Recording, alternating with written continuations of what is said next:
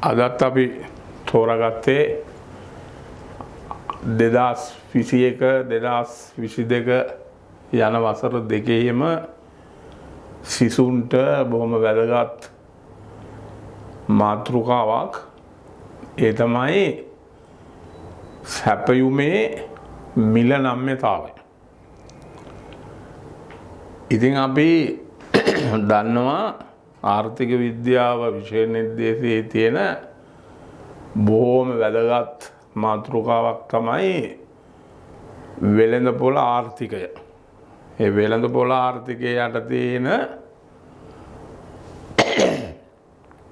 බොහොම වැදගත් ඒකකයක් තමයි මේ සැපයුමේ මිල නම්‍යතාවය කියලා කියන්නේ. ඉතින් අපි උඩ ඉල්ලුමේ නම්‍යතාවය ගැන ඉගෙන ගන්නකොට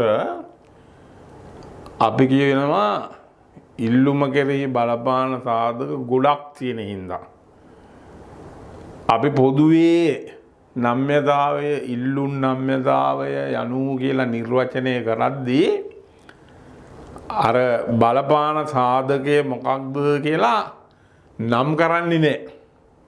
අපි කරන්නේ කිසියම් එක් සාධකයක කියලා පස්සේ අපි සාධකය මිල නම් අන්න මිලේ සාපේක්ෂ වෙනසට. සාධකයේ ආදායම නම් ආදායමේ සාපේක්ෂ වෙනසට. ඒ විදිහට ඒ සාධකය නම් කරනවා. ඒ හින්දා අපි කිව්වා ඉල්ලුමේ නම්‍යතාවයේ කොටස් තුනක්. මිල ඉල්ලුම් නම්‍යතාවය, හරස් ඉල්ලුම් නම්‍යතාවය, ආදායම් ඉල්ලුම් නම්‍යතාවය. දැන් සැපයුමේ අපි එහෙම කතා කරන්නේ නැහැ. සැපයුමේ අපි කතා කරන්නේ සැපයුමේ මිල නම්‍යතාවය පිළිබඳව පමණයි. එනර ඉල්ලුම නිර්වචනය කරද්දී කිසියම් එක් සාධකයක කියලා කිව්වා වාගේ සැපයුමේ එහෙම කියන්න අවශ්‍ය නැහැ. මොකද සැපයුමේ කෙලින්ම අපි කතා කරන්නේ මිල නම්‍යතාවය. ඒ හින්දා අපිට කෙලින්ම පුළුවන් මිලෙහි සාපේක්ෂ වෙනසට. අපි උඩත් ඉගෙන ගත්තා සාපේක්ෂ වෙනස කියන්නේ ප්‍රතිශතක වෙනස කියන එක. එහෙනම් මිලෙහි ප්‍රතිශතාත්මක වෙනසට සැපයුම් ප්‍රමාණය දක්වන ප්‍රතිචාරය සංඛ්‍යාත්මකව ගණන් බලනවා. එතකොටත් අපි උපකල්පනය කරනවා සැපයුම කෙරෙහි බලපාන අනිකුත් සියලු සාධක නොවෙනස්ව තියෙනවා. ඉතින් එහෙම ගත්තාම දැන් නෝට් එකේ තියෙනවා සැපයුම් නීතියේ සඳහන් පරිදි භාණ්ඩයක මිල සහ සැපයුම් ප්‍රමාණය අතර ඇත්තේ අනුලෝම කියන්නේ ධන. ඒ කියන්නේ වැඩි වෙනකොට වැඩි වෙනවා. සම්බන්ධතාවයකි එම සම්බන්ධතාවය පදනම් කරගෙන සැපයුම් ප්‍රමාණයේ වෙනස් වීම ගණනය කිරීම මෙහිදී සිදුවේ. මේ නිසා සැපයුමේ මිල නම්‍යතාවය යනු භාණ්ඩයක සැපයුම කෙරෙහි බලපාන අනිකුත් සියලු කරුණු නොවෙනස්ව තිබියදී අදාළ භාණ්ඩයේ මිලේ සිදුවන සාපේක්ෂ වෙනසට ප්‍රතිචාරීව සැපයුම් ප්‍රමාණය දක්වන සංවේදීතාවය සංඛ්‍යාත්මකව මැන දැක්වීමයි. එතකොට මෙතනත් අපි අර ඉල්ලුමේදී කළා වගේ මැනීම සඳහා පහත සඳහන් සූත්‍රය භාවිතා කෙරේ. සැපයුමේ මිල නම්‍යතාවයට අපි මින් පස්සේ කියන්නේ ES E capital S simple. ඉල්ලුමේ නම්‍යතාවයට මිල නම්‍යතාවයට අපිගේ ED E capital D simple. එතන ES සමානයි සැපයුම් කරන ලබන ප්‍රමාණයේ ප්‍රතිශතක වෙනස මිලෙහි ප්‍රතිශතක වෙනසෙන් බෙදනවා. මෙතන සැපයුම් කරනු ලබන ප්‍රමාණයේ ප්‍රතිශතක වෙනස. සැපයුම් කරනු ලබන ප්‍රමාණයේ ප්‍රතිශතක වෙනස මිලෙහි ප්‍රතිශතක වෙනසෙන් බෙදනවා. එතකොට භාණ්ඩයක මිල 10%කින් වැඩි වන විට එම භාණ්ඩයේ සැපයුම් ප්‍රමාණය 15%කින් වැඩි වන්නේ නම් අදාළ භාණ්ඩය සඳහා වන සැපයුමේ නම්‍යතාවය ගණනය කරන්න. ඉතින් අපි කෙලින්ම අර සූත්‍රය පාවිච්චි කරා. මොකක්ද අපි කරන්නේ? ES සබාලයි. සැපයුම් ප්‍රමාණයේ ප්‍රතිශතක වෙනස ඩෙල්ටා QS 100ට බෙදනවා මිලි ප්‍රතිශතක වෙනස ඩෙල්ටා P 100ට. එතකොට සැපයුම් ප්‍රමාණය ප්‍රතිශතක වෙනස 100ට 15 කියන්නේ 100න් 15. බෙදනවා මිලි ප්‍රතිශතක වෙනස 100ට 10 කියන්නේ 100න් 10.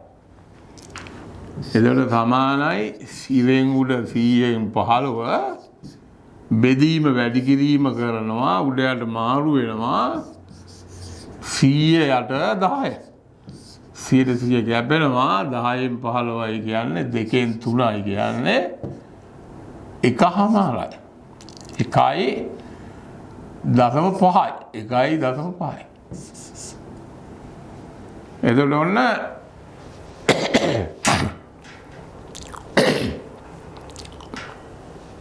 අපි සැපයුමේ නම්‍යතාවය හොයන්න සැපයුම් ප්‍රමාණයේ ප්‍රතිශතක වෙනස මිලේ ප්‍රතිශතක වෙනසෙන් බෙදනවා. එතන අපිට නම්‍යතාවය 1.5. ඊට පස්සේ උඩ මෙන්න මේ ලියපු සූත්‍රය. ඉහත දක්වන ලද මෙම සූත්‍රය සංකේත භාවිතයෙන් ගණිතානුසාරයෙන් මෙසේ සකස් කළ හැක. මේව අපි හදනවා මේක.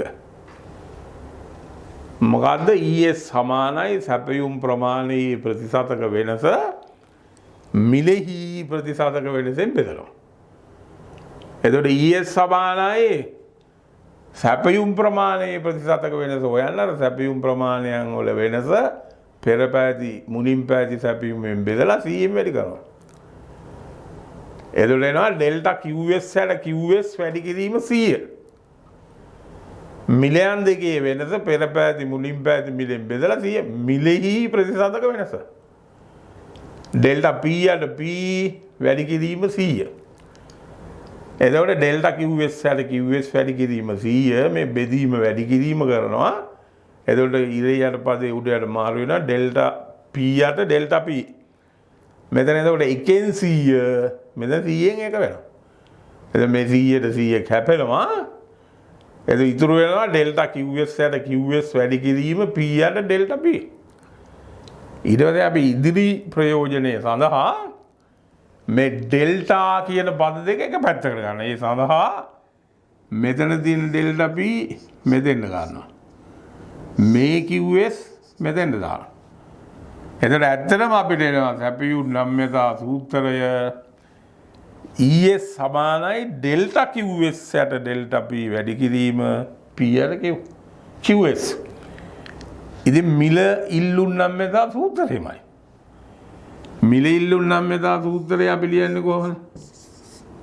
ED සමානයි ඩෙල්ටා Q යට ඩෙල්ටා P වැඩි කිරීම P යට Q.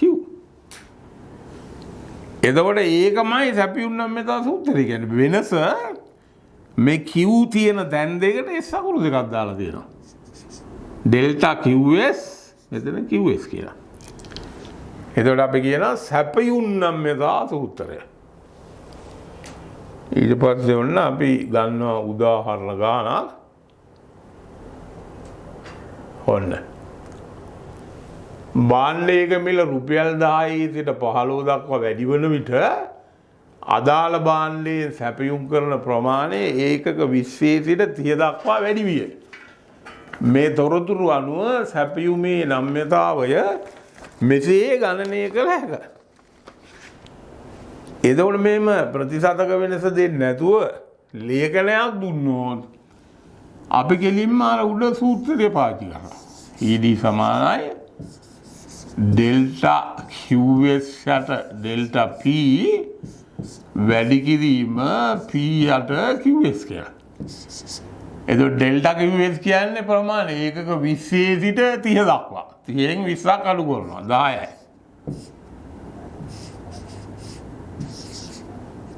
ඊට පස්සේ ඩෙල්ටා P කියන්නේ 10යි 15යි අතර වෙනස 5. වැඩි කිරීම P කියන්නේ පෙර පැවති මිල 10. QS කියන්නේ පෙර පැවති ප්‍රමාණය 20.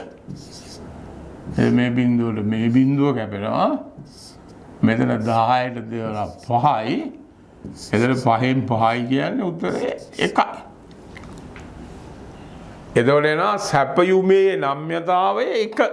ඊට පස්සේ අපි ඔන්න දැන් මෙහෙමයි අපි ඉගෙන ගත්තේ අපිට මිලේ සහ ප්‍රමාණයේ ප්‍රතිශතක වෙනස දීලා සැපයුම් නම්‍යතාවය සොයන්න කිව්වොත් අපි කරන්නේ සැපයුම් ප්‍රමාණයේ ප්‍රතිශතක වෙනස මිලේ ප්‍රතිශතක වෙනසෙන් බෙදනවා. එහෙම නැත්නම් අපිට ලේඛනයක් දීලා නම්‍යතාවය හොයන්න කිව්වොත් කෙලින්ම අපි කරන්නේ අර සූත්‍රය පාවිච්චි කරනවා. ඩෙල්ටා QS යට ඩෙල්ටා P වැඩි කිරීම P යට QS. එච්චරයි. ඉතින් ওই ක්‍රම දෙකෙන් එකකට අපිට පුළුවන් නම්‍යතාවය හොයන්න. ඊට පස්සේ අපි තව දුරටත් යනවා සැපයුම් සමීකරණය මගින් මිල නම්‍යතාවය ගණනය කිරීම.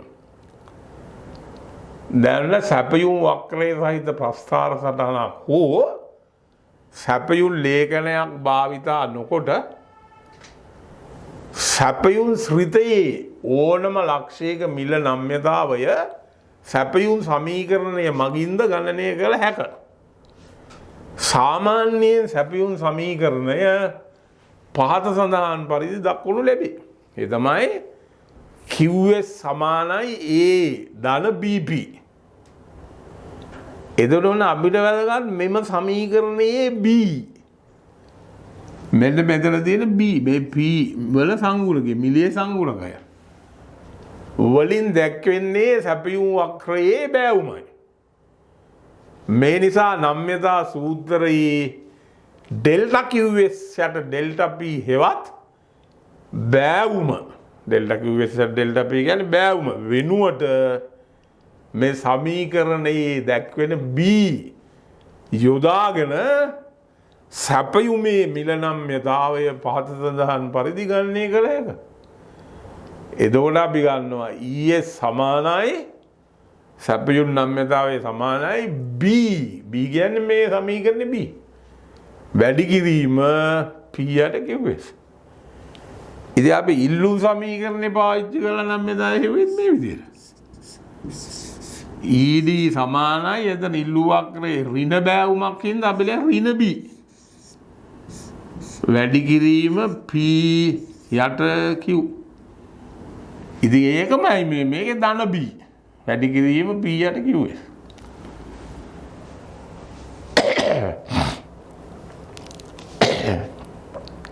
ඔන්න උදාහරණයක් තියෙනවා.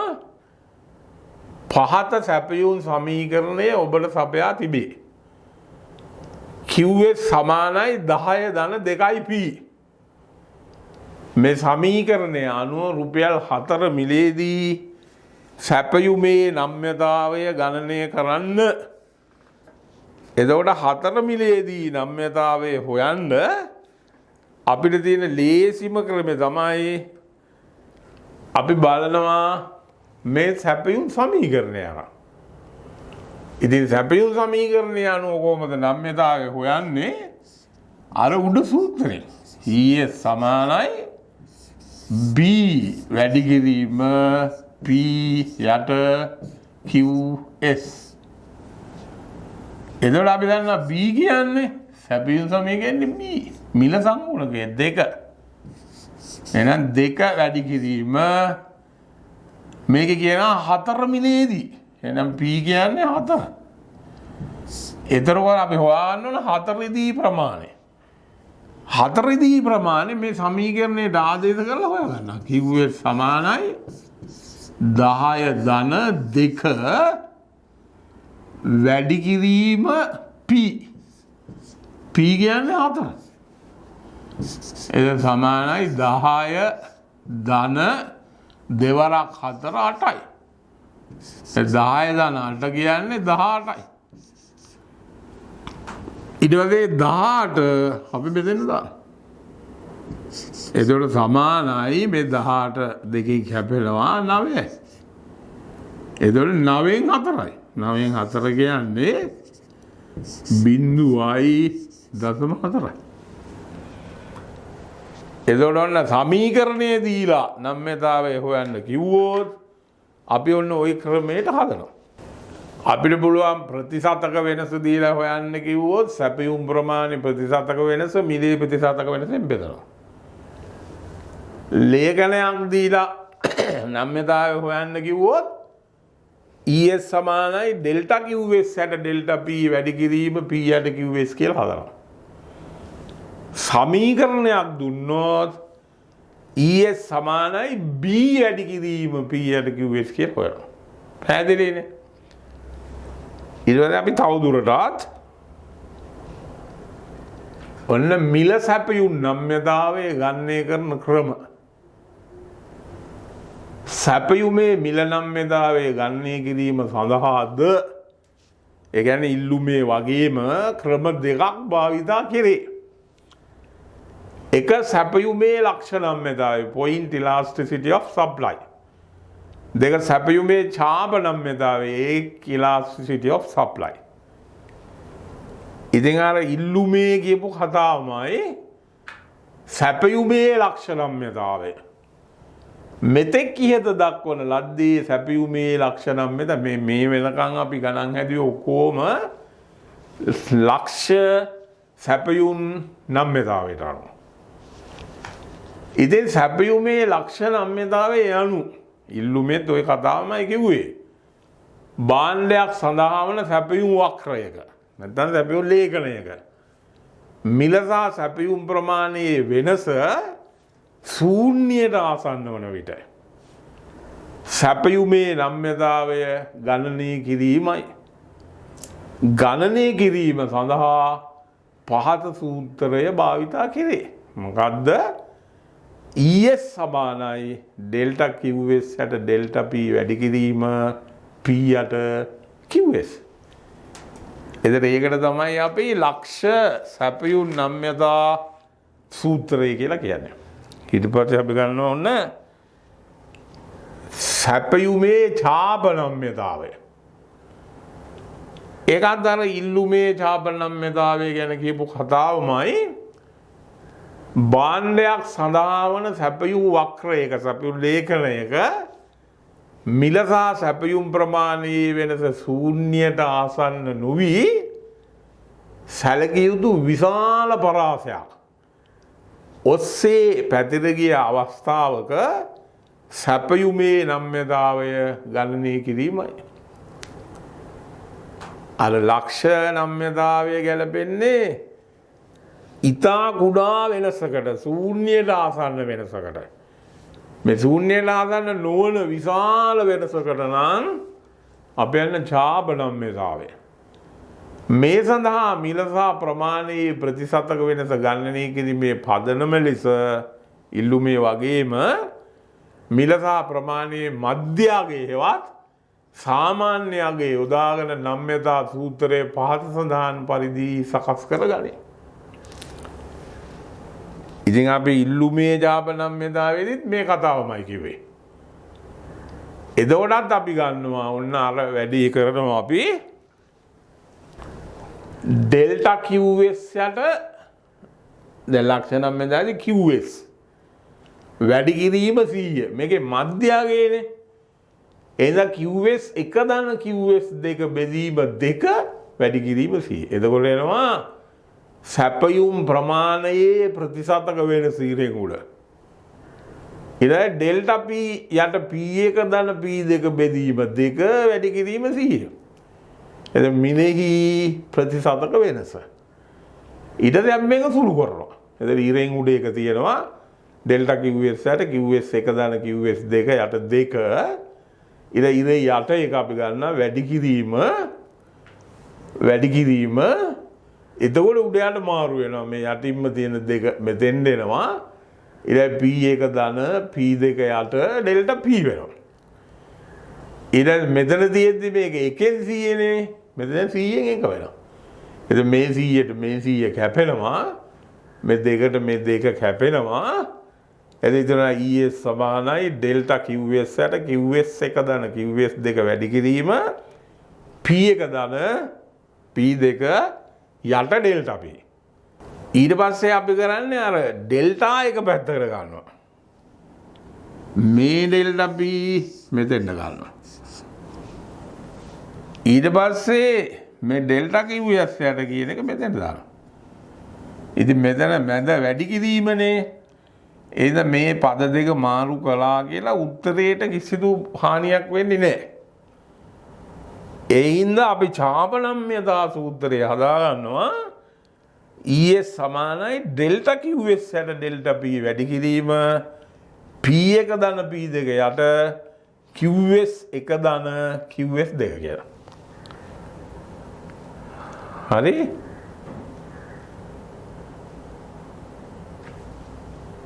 ඊට පස්සේ ඔන්න උදාහරණයක් දීලා තියෙනවා.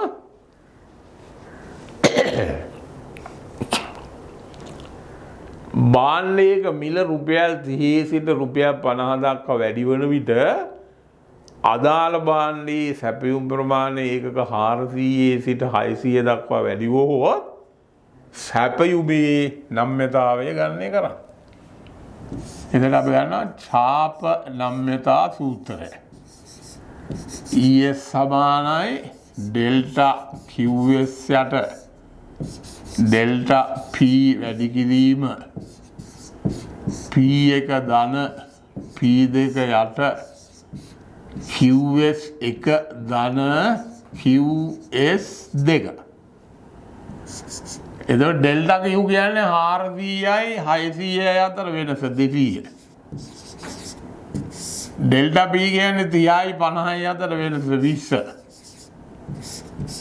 P1 කියන්නේ 30. P2 කියන්නේ 50. 30 ධන 50 කියන්නේ 80. QS 1 කියන්නේ 400, QS 2 කියන්නේ 600. 400 ධන 600 කියන්නේ 1000. එතකොට කැපෙනවා බිඳුවයි මේ බිඳුවට. මේ බිඳු දෙක කැපෙනවා. එතකොට දෙවරක් 10ට 20ට දෙකේ ඒවා 10යි. 10න් 8යි කියන්නේ බිඳුවයි දශම 8යි. එතකොට ඔන්න ඡාප නම්‍යතාවයේ අනුව අපට එනවා සැපයුම් නම්‍යතා සංගුණකය.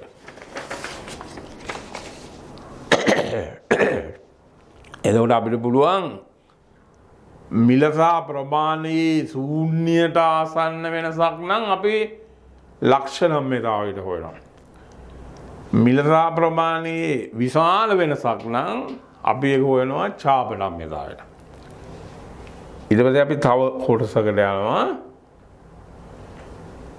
සැපයුම් නම්‍යතා සංගුණකය. ඉහත දක්වන ලද කිසියම් ක්‍රමයක් යටතේ එක්ක ලක්ෂ නැත්නම් ඡාප සැපයුමේ මිල නම්‍යතාවය ගණනය කළ විට ලැබෙන සංඛ්‍යාත්මක ප්‍රතිඵලය සැපයුම් නම්‍යතා සංගුණකය ලෙස හැඳින්වේ. ඒ කියන්නේ අපි නම්‍යතාවයේ ගාණක් හදපුවම අපිට එනවා උත්තරයක්. ඒ උත්තරයට අපි කියන්නේ සැපයුම් නම්‍යතා සංගුණකය. භාණ්ඩයක මිල සහ සැපයුම් ප්‍රමාණය අතර අනුලෝම සම්බන්ධයක් පවතින නිසා, මොකද මිල වැඩි වෙනකොට ප්‍රමාණය වැඩි වෙන හින්දා මේ මිල සැපයුම් නම්‍යතා සංගුණකය සාමාන්‍යයෙන් ධනාගයක් ගන්නේ. දැන් අපි උඩ ඉගෙන ගත්තා මිල ඉල්ලුම් නම්‍යතා සංගුණකය අනිවාර්යයෙන්ම ඍණයි. ඒ වගේ මිල සැපයුම් නම්‍යතා සංගුණකය සෑම විටකදීම ධනාගයක් ගන්න. මිල ඉල්ලුම් නම්‍යතාවේ ඍණයි, මිල සැපයුම් නම්‍යතාවේ ධනයි. ඉතින් මේ නම්‍යතා සංගුණකයේ අනුව සැපයුමේ මිල නම්‍යතාවයත් අපි අර ඉල්ලුමේ කළා වගේ ප්‍රධාන කොටස් පහකට වර්ග කරනවා. ගානක් හදලා අපිට උත්තරය આવොත් බිඳුවයි කියලා. ඉතින් අපි ඒකට කියන්නේ පූර්ණ අනම්‍ය නැත්නම් ශූන්‍ය සැපයුම කියලා. අපිට එකට වැඩි උත්තරයක් ආවා. එතන නම්ය නැත්නම් එකට වැඩි සැපයුම. උත්තරේ එකට අඩු නම් ඊළඟට අනම්‍යයි එකට අඩු සැපයුම. උත්තරේ එක නම් කියන ඒකීය සැපයුම. උත්තරේ අනන්තය නම් එනම් අපි කියන පූර්ණ නම්ය නැත්නම් අපරිමිත නම්ය සැපයුම කියලා. එතකොට අපි අර ඉල්ලුමේදී සැපයුන්න ඉල්ලුම් නම්‍යතාවය මේ කියන විදිහටම කොටස් පහකට බෙදුවා. ඒ කොටස් පහම අපි ඒ පහම නැවත අපිට සැපයීමෙත් හම්බ වෙනවා. එහෙනම් අපි සැපයුම් නම්‍යතා සංගුණකය අනුව සැපයුමේ නම්‍යතාවයත් ප්‍රධාන කොටස් පහකට බෙදනවා. ඊට පස්සේ අපි ඊළඟ කොටසට යනවා. සරල රේඛීය සැපයුම් වක්‍රයක මිල සැපයුම් නම්‍යතාවය.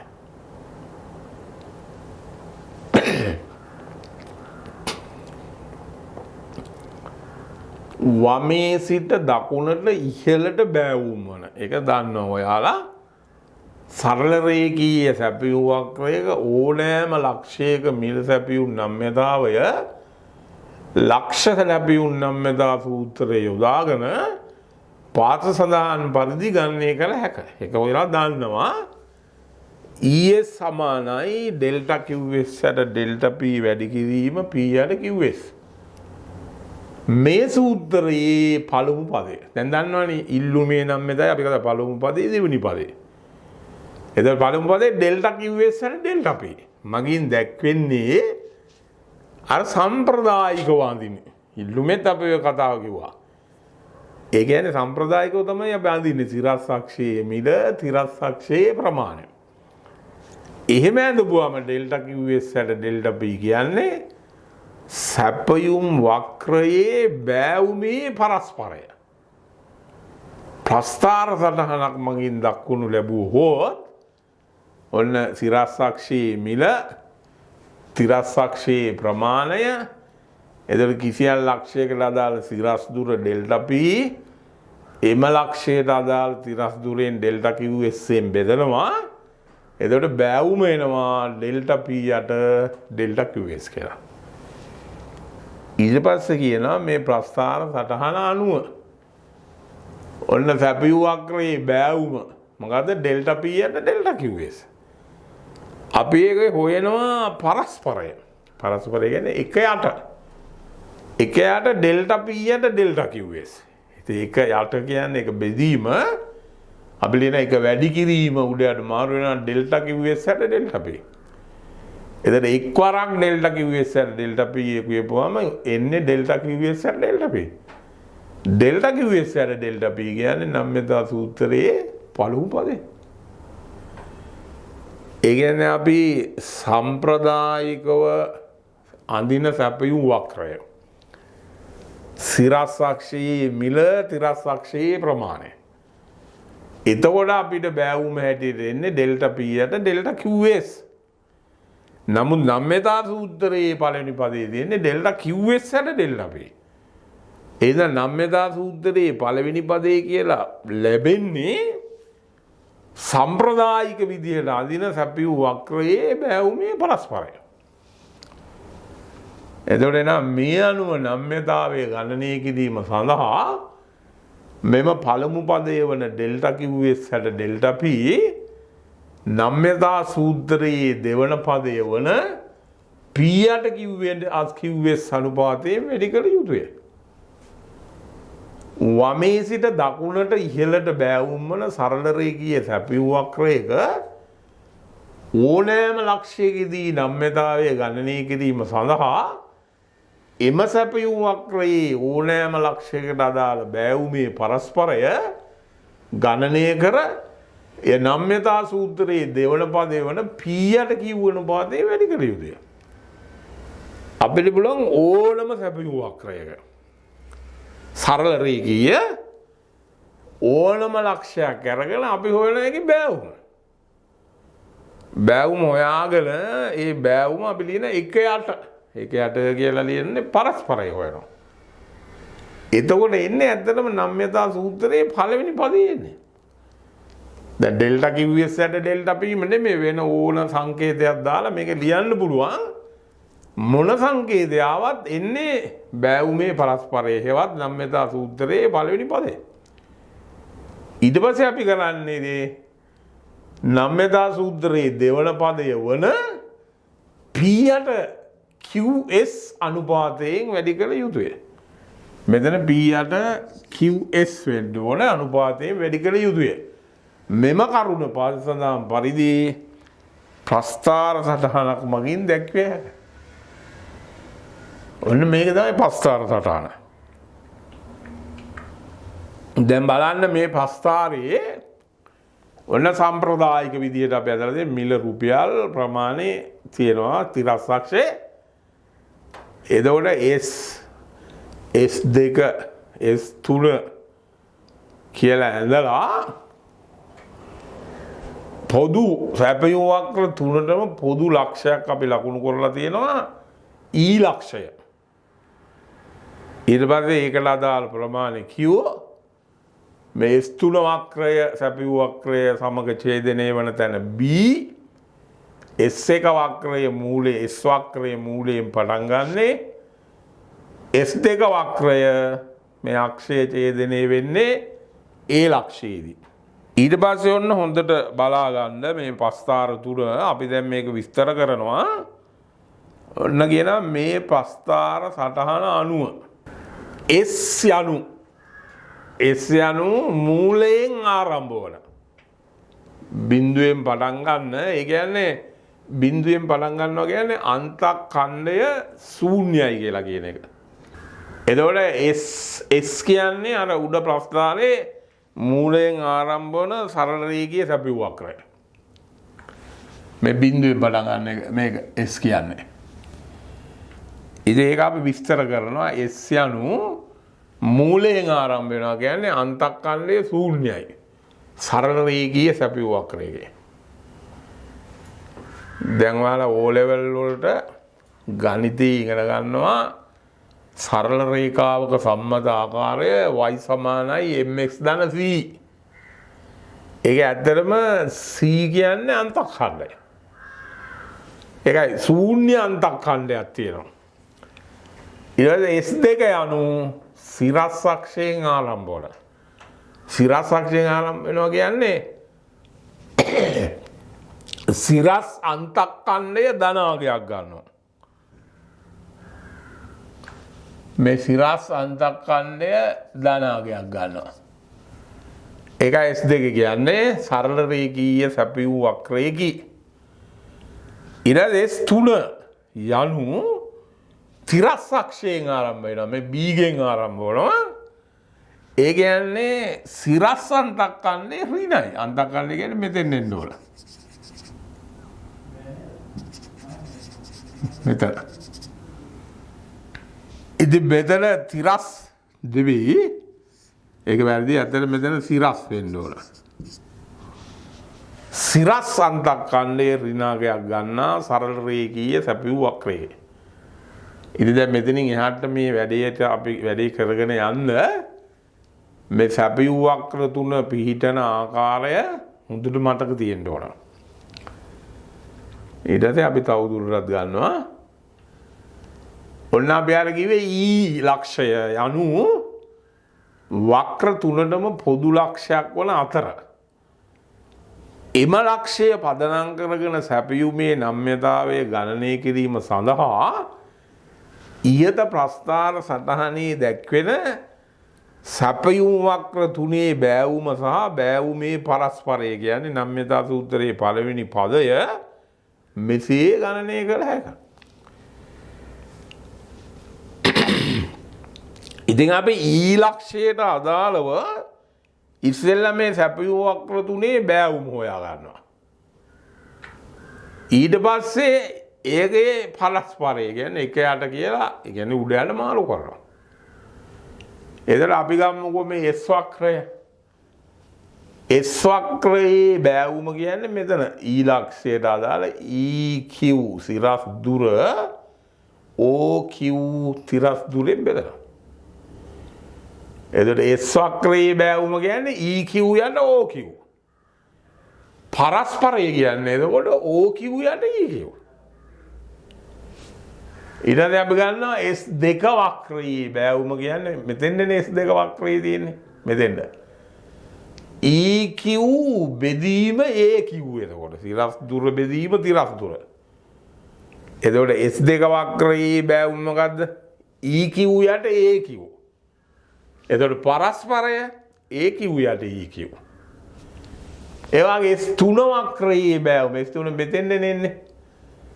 එතකොට EQ බෙදීම BQ යට උඩ. බෑවුම EQ යට BQ පරස්පරය එතකොට BQ යට EQ යන්න ඕන. එහෙනම් ඔන්න අපි බෑවුමයි පරස්පරයයි මෙන්න මේ විදිහට හොයලා තියෙනවා.